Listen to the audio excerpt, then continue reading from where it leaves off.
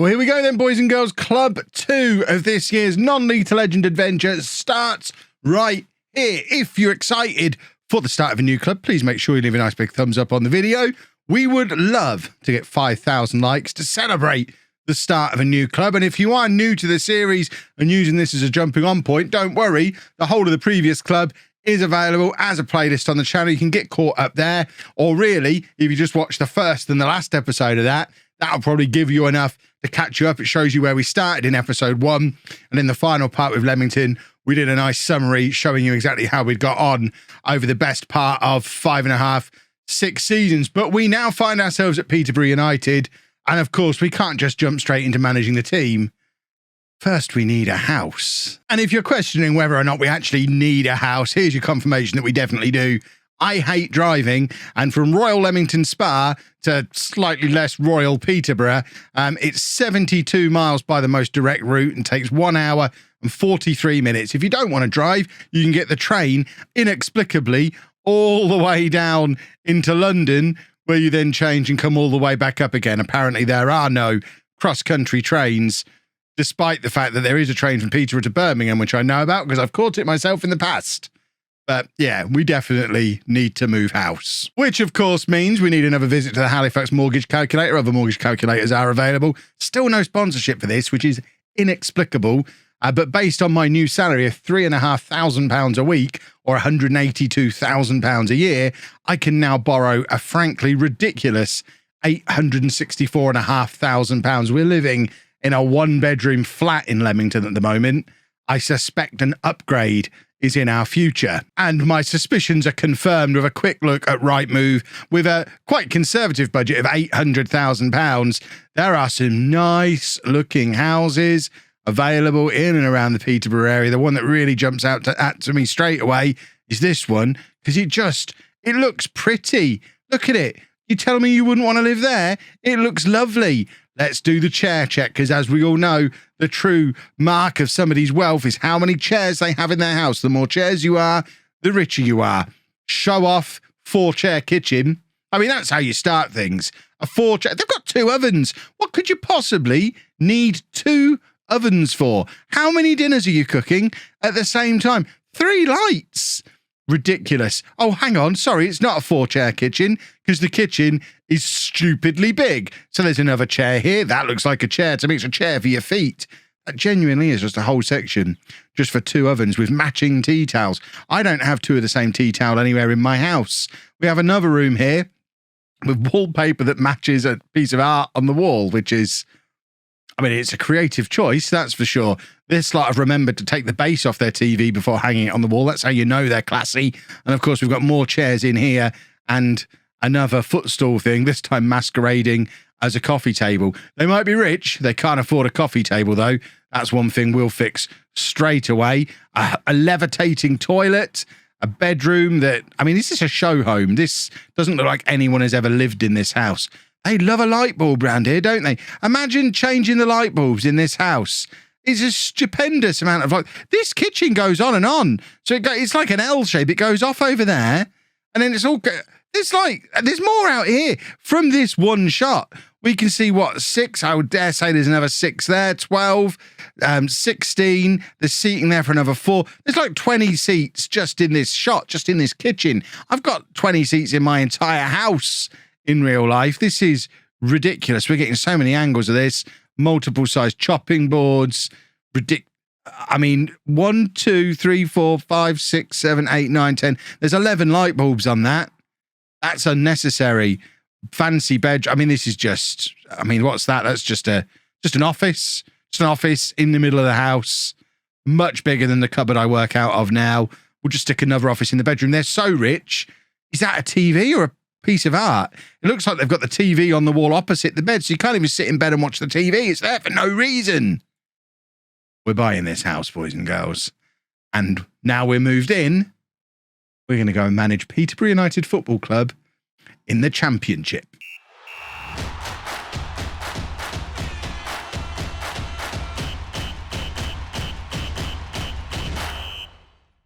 Hello and welcome to Club 2, Part 1 of Non-Lethal Legend. I'm Kevin. Coming up on today's episode, we have our first 2 games as part of the new management team here at Peterborough.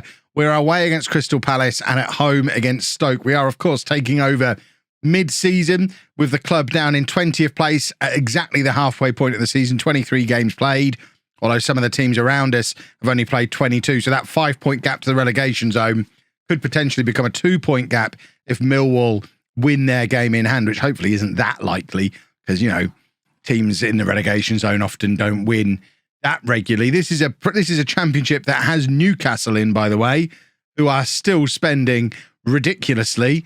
I've had a look through this before I started the video, but even this most recent season, they've spent £85 million after getting relegated for the second time.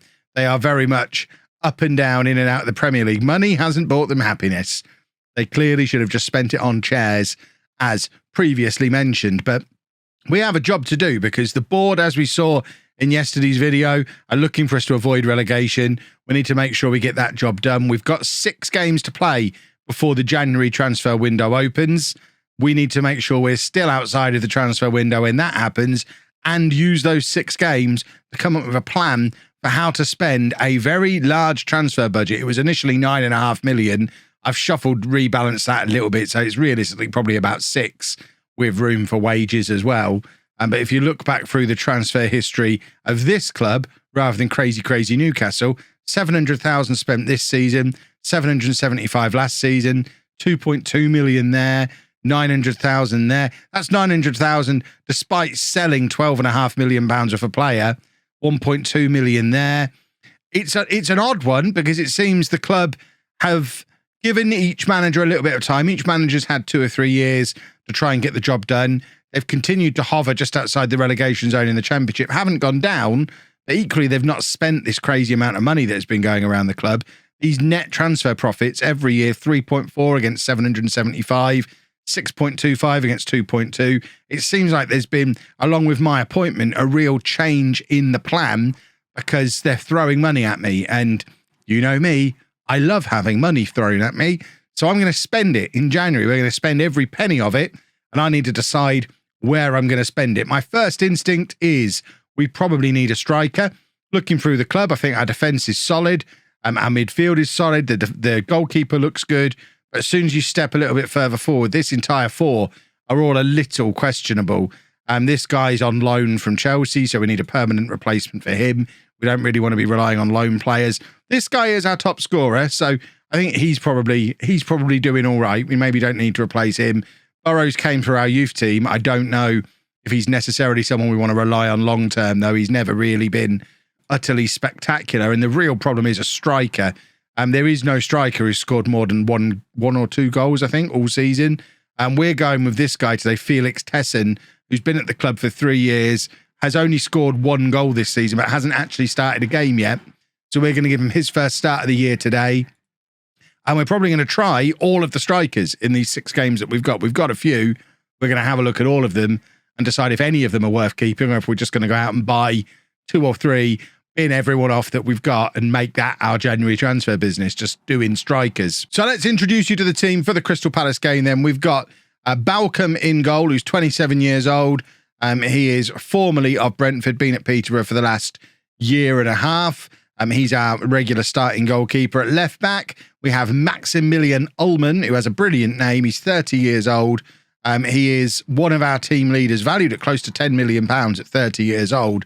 For a player we brought in on a free transfer 3.5 years ago, he's never missed a game. Watch him get injured or sent off now.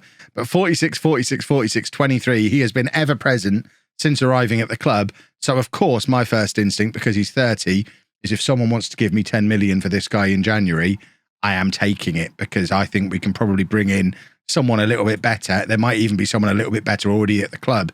Carl Lundqvist is a 19-year-old Swedish left-back with 5-star potential who's out on loan at McDonald's at the moment, and I am not against drafting him in for the second half of the season if we get big money for Ullmann. That allows me to strengthen elsewhere. We've got Liam Kitching at centre-back. He's 27-year-old centre-back who can also play left-back. Another one who's been here for a little while now. It is quite a cheaply assembled team. The transfer policy has been very good over the last few years. I don't really want to meddle with that too much. Sam Hughes at 29 is another centre-back who's been here a long time, came in for very little and has been involved in the team for quite a long while. And then at right back, we've got Matt Olasunde, 28 years old, Again, been here a while, came in for cheap. The thing about this back four, they've been together a long time. As a back four, they've been together like 3 or 4 seasons. They were cheaply assembled. They are getting on a bit. I mean, I imagine we probably do need to replace, if we're here for 2 or 3 years, maybe even longer, we're going to have to replace the whole thing because they're all getting old. But for now, I think we don't fiddle too much with this because the 4 of them have been together for so long. In midfield, we've got Leighton Clarkson at 25 years old. Another one who's come in for nothing, been around for a little while. He's a very solid championship deep-lying playmaker, and he'll be partnering Luke McCormick at 27, who is a very solid championship box-to-box midfielder, who's also, spotting a theme here, been here for a while, came in quite cheap. This whole set of the team, it's all nicely settled. There's not a lot I'm going to need to do to the defence in the midfield unless it turns out they're just not good enough for the championship. But the fact they've been here so long and we haven't been relegated suggests they probably are good enough for the championship. We're probably quite solid defensively, and we just need to learn to score some goals. It's like the Leamington story we've had over the last several seasons. Harrison Burrows on the left came through our youth system. He will be a valuable squad player for a long time. And Jack Radoni, like I say, top scorer this season, been in for a little while. You know the drill by now, didn't cost a lot, and looks like a very solid player. And then on the right-hand side, it's Andy Nelson, who's in on loan and looks good, but we don't really want to rely on him. And then the strikers we've already met, and we don't really have any other options. We've got Tyrese John Jules, who's scored 1 goal this season, just like Tesson has. We've got Tyrese Omotoy, who's scored 3 goals this season. There's nothing really impressing me in these strikers. This guy, Jaden Philogene Bidaci, no idea. He's got 3 goals this season. And yeah, it's clear to me that the problem is we need a goal scorer. It's such a weird thing compared to Peterborough in real life, where it's always been the strength of the club, just bringing in striker after striker after striker, a striker factory with Dwight Gale and Britta Sombalonga and Craig McHale-Smith and Ivan Toney, and they just keep going and going and going. Clearly, with Barry Fry's retirement as director of football, the striker factory was turned off, and our job, I guess, is to turn it back on again this January and try and bring in the man who's going to score the goals to fire us up into mid-table. I certainly think the defence, the midfield, like the core solidity of the team should be good enough for a comfortable mid-table finish. But goal scoring is going to let us down if we haven't got players who are going to get out there and score those goals for us. Bright start, though. We've already had a chance there against Crystal Palace. We are playing the exact Leamington system that we used in the last game there. We've only had 3 days to prepare for this match, so I will probably make some tweaks to this system as time goes on.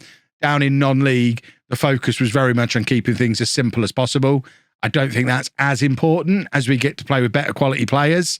Oh, and there's the first goal under my management, and it's our homegrown boy. He's disallowed. I was about to do a "he's one of our own" chant, and now you'll never hear it. But yeah, I think we can start to add some extra levels of complication onto the tactic with higher quality players. So we'll keep an eye on things. We'll be watching very closely and trying to figure out what it is we're going to do to turn this into a team capable of... I mean, I know we've been in the championship for 5 years now, 6 years. I still don't feel like we're fully established in the championship, and that's the job. Be an established mid-table team who can have a year or two without being in a relegation battle, and that should be enough to then attract the attention of somebody from abroad, somebody from the Premier League to move on. That is not ideal. Best player and top scorer so far this season, Jack Radoni, has picked up a red injury after 31 minutes. It's a knee injury. It would be just my luck if he's done his cruciate ligaments or something absolutely absurd. Can Ronnie Edwards play central midfield? In real life, he's a centre-back. But we don't really have a plan B for if he comes off, because there's not really a real wealth of players who can play there. I think we probably move Burrows into the middle, and John Jules can come on and play on this left-hand side, where I think he's a right footer. He is a right footer, so he can go out there and we'll make him an inside forward because he is a striker first and foremost. So we'll have him out there as an inside forward, trying to get up and in there, and Burrows can take over attacking midfield duties. That is not what we wanted to see happen, though. Losing your best player immediately, that's a problem. Oh, my word, that is a problem. Right. It has been, we started brightly, but Palace have definitely got back into the game as it has gone on, and they've had the ball in the back of the net once and it was disallowed, and they're testing us again there with the shot that fizzes wide of the post. We need to just scroll down a little bit on the league table so we can see the bottom half and have a look at what's going on. We also don't want the National League results on there anymore. We want Premier League results. We obviously will check in on Leamington as the season goes on as well, so we can see if they do manage to make it the Football League this year, see who they get as their manager, see how their FA Cup run goes, that kind of thing. I still care. I still want them to do well. We're really zoomed out here. McCormick with the corner, and it's bobbled around a little bit. I think Hughes got the flick. It ended up with Kitching, and it's actually gone down as an own goal. We need to have a look at this from the other angle, because chaos in the Crystal Palace penalty area here. It's come off their defender after hitting two of our players. The defenders kind of side foot volleyed it past his goalkeeper, completely wrong-footed him. We will take it. We don't care where the goals come from. We've already identified scoring goals is going to be our big problem. So if it takes own goals from the opposition, we don't care. We just want to get to 50 points as soon as possible this season, because 50 points in the Championship usually means safety. I am managing the team that set the record for the highest points total in a relegation season in this league. We won't get bogged down in that, though. We're aiming for 50 points, and 50 points should do us all right. Although we have let in the immediate reply from Crystal Palace there from Gelhardt, who's at Leeds in real life, isn't he? The Leeds youngster.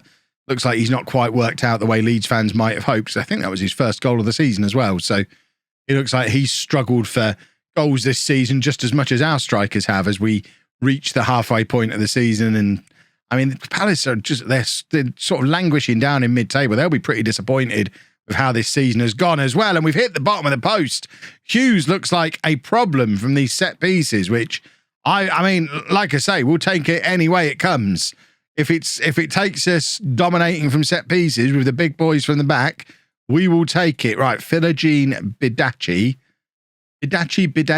Someone's going to have to let me know. He's at Villa in real life. So if we've got any Villa fans who can let me know how we say that guy's name, that would be handy. Although I am recording this video like a week and a half in advance because I'm stacking them up before I go on holiday before Christmas. So I'll be saying it wrong for a few days, I imagine. But next week, I'll be able to say it right if you correct me. And we're also going to take off Harrison Burrows. Omatoy, can he play in there? He likes to be a shadow striker. I don't remember the last time I used a shadow striker, but I am tempted. Let's get him in there. And actually, you know what? I'm going to leave it as it is. I don't want to mess too much just yet. We have played quite well. We've created as many chances as they have. We've played well. We've matched up quite nicely away from home against a mid-table team. If we draw matches like this against these kind of teams and then beat teams at home, we'll be absolutely fine. We don't need to be, we're not aiming for promotion form. We don't need to be winning every match. We need to be drawing most of our away games, winning most of our home games, and we'll comfortably finish mid-table doing that. So this is fine for a first match. Tesson with the header, with the flick on.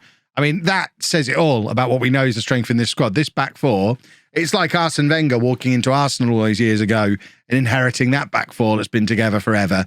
There's very little we need to do to this until they start to age out of the side. But as a starting back four, just leave them well alone. They know what they're doing. Leave them to it. Fix the rest of the team. They, I dare say, they have single-handedly kept us in the Championship over the last few years, and will allow them to carry on doing that job. So we pick up another point. We move up in the league slightly.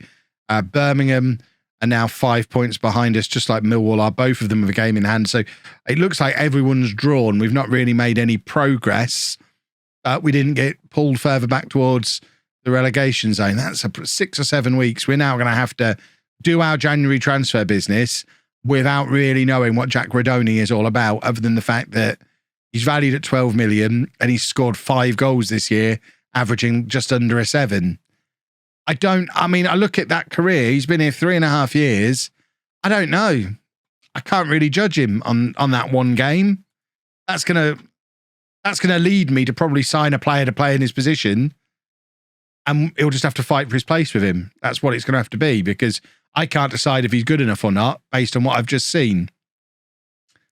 Let's go play Stoke. Well, it seems like my boys aren't as used to playing a high-tempo system as I would have hoped. There's a lot of them a little bit tired off the back of that game. Clarkson is tired. Obviously, Rodoni picked up the injury.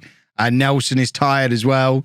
And also McCormick is tired, but he's going to have to stay in the team. So we're shuffling things around a little bit. Like I say, we're going to be trying different players, getting a feel for what's going on in this area of the pitch. This area, like I say, we're not touching. Leave those boys well alone. But we're bringing Ronnie Edwards in midfield. He's a youngster at Peterborough in real life at the moment, young centre-back who played over 150 games for the club in the save. So looks like he's been a bit of a squad rotation player all the way through. Never really established himself. He played a lot of games that season, but then the back four all arrived and he's kind of lost his way and presumably has played quite a lot in midfield. Can we see what formations the club have been doing historically? So we can see this season, 4-3-3, 4-4-2. It's not got it. That's a shame. It would have been nice to see. That's one thing I wish Football Manager had. I wish you could say to the players when you arrive at a new club, what formation did you used to play? What role did you used to play in that formation? So you could go to someone like, look, I'm looking at Kitching and Hughes, who've played together for years, apparently can't play well in these roles in this system. That's what that dotted line means. Well, it's not highlighting that when I show it, but the dotted line means they don't play well together in this system with those roles. You can change the roles around, change the system around, and presumably there will be a version where they can play well together because they've been here forever, playing quite well. I can't just say to them, what do you normally do, lads? Because I should just be able to say to that back four and just say to them, do what you normally do. Do what you've been doing for years. I'm focusing on this, and you can't. And that's one thing that breaks realism just a smidgen for me on Football Manager. Partnering Edwards in midfield, we've got Kyle Dempsey, who I knew his name sounded familiar.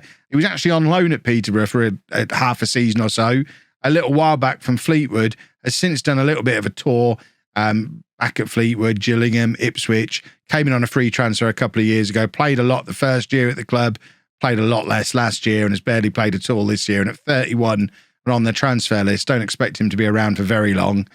But we are limited in players we can bring in. I think we definitely need at least one more midfielder in. McCormick's going forward to play as the attacking midfielder. And then we're changing the attackers, like I said I would every game. Omotoy is the one who's going to be tried as the striker today. He's got 3 goals from 13 starts so far this season.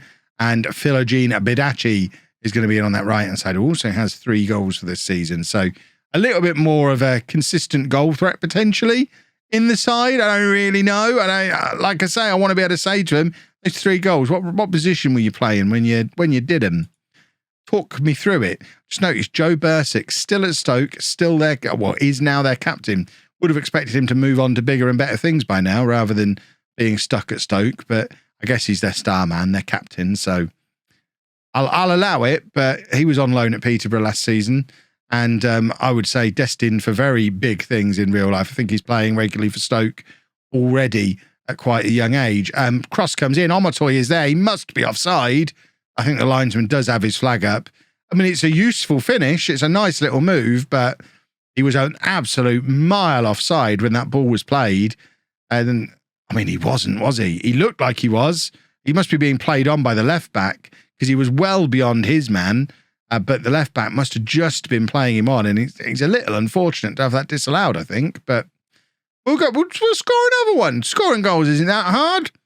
How difficult can it be to just score a few goals, eh?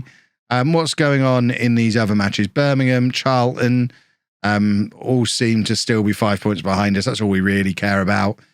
Kitching has taken a knock, and Olasunde has taken a knock. So the whole not touch the defence thing seems to be going out the window immediately, which is not ideal at all.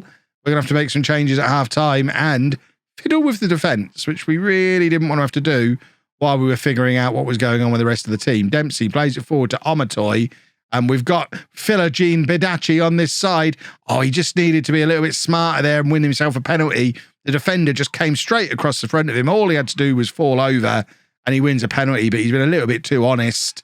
And unfortunately, we don't get the penalty. Stoke break up the other end of the pitch, and we're a little bit fortunate that their header was not very accurate. Remains 0-0 at half-time, but we are going to have to take off Kitching, who has got a lower leg injury. Please tell me we're not going to walk in on an injury problem an injury crisis. Jack Simpson is 29 and cost nearly £1 million from Bristol City. That's one of the most expensive signings in recent history.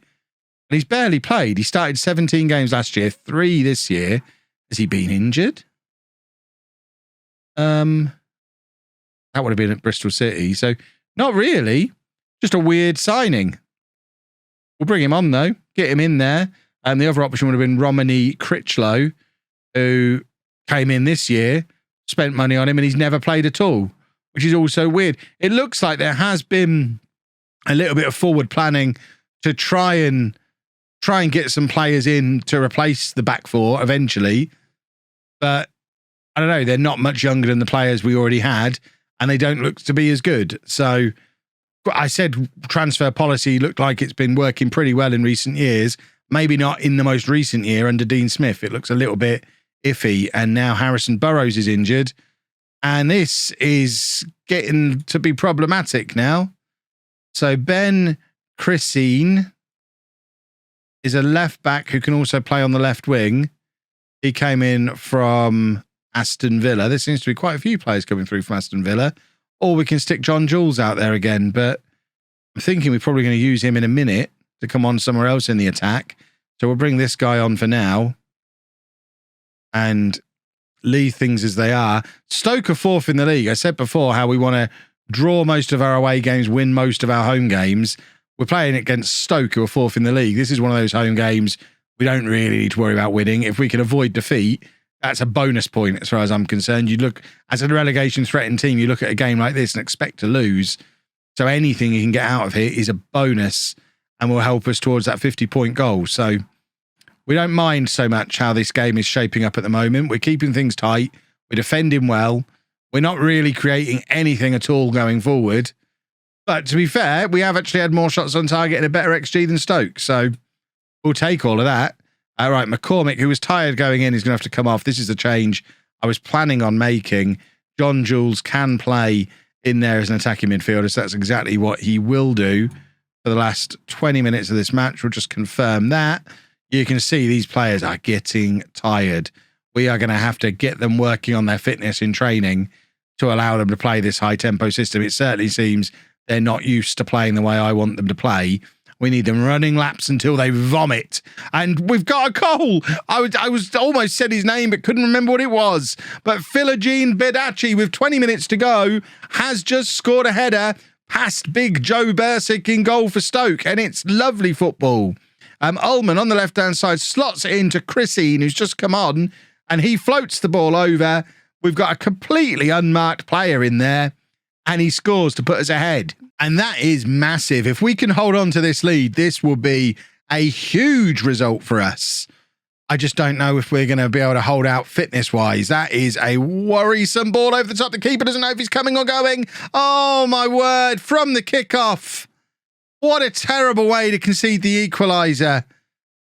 It's the one tweak I made to the tactic from Leamington. I made the keeper a sweeper keeper because he reckoned he preferred it. Well, I'm looking at this. This is no sweeper keeper here because if he keeps on running, he gets there. That's just so poor from the goalkeeper. He's a goalkeeper, not a sweeper keeper. Never. I mean, see, it reckons he's better at being a sweeper keeper. I've just seen evidence to suggest he's not. So we're just going to make him a normal goalkeeper.